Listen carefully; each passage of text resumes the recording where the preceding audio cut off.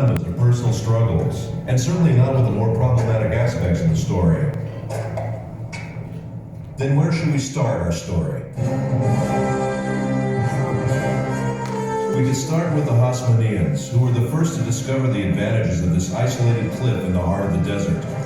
Or we could start at the end, with a dramatic project of the MASADA excavations, with Igor Yadin, the head of the excavation team, who would stand on the mountain and read Josephus Flavius' description of the account, and everyone around him could actually hear the echoes of the fighting. Or we could start the quest with King Herod.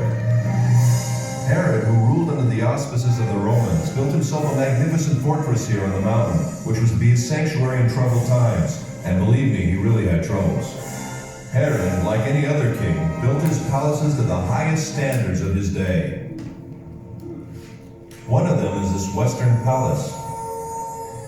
Herod's architect was probably a short guy. Here he built himself a bathhouse, and he would put his lamp here and enter his bath. What can I tell you? This king loved the good life. Until now, we spoke about Herod. It wasn't the splendor of Herod's style that made Masada what it is today. The year is 66 AD. The Jews rebel against the Roman Empire. 4 years later, the temple is destroyed. Jerusalem falls.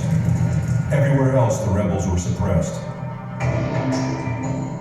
Masada is the last stronghold where there are still Jewish rebels. And believe me, they didn't need Herod's palaces. The rooms in the wall were divided and used as living quarters. They lived from food in the storerooms, and they drank water from the cisterns, kindly left behind by Herod long ago. Right from the beginning of the excavations, signs of the rebels were found elsewhere, in the palaces, in the ritual baths, and in particular in the wall. The deepest experience I went through in Masada was when they found in this particular room the first piece of scroll. To see Hebrew letters coming out of the ground, the same letters which are used until today. Later, more fragments of scrolls were found. One I found with my own hands, but the first experience is unforgettable. Throughout the revolt, groups of refugees sought asylum on the mountain. About 1,000 rebels gathered in this fortress in the heart of the wilderness.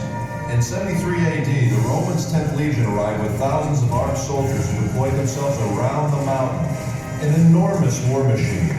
And the movies do it best, after the Romans, of course. The Romans built an attack ramp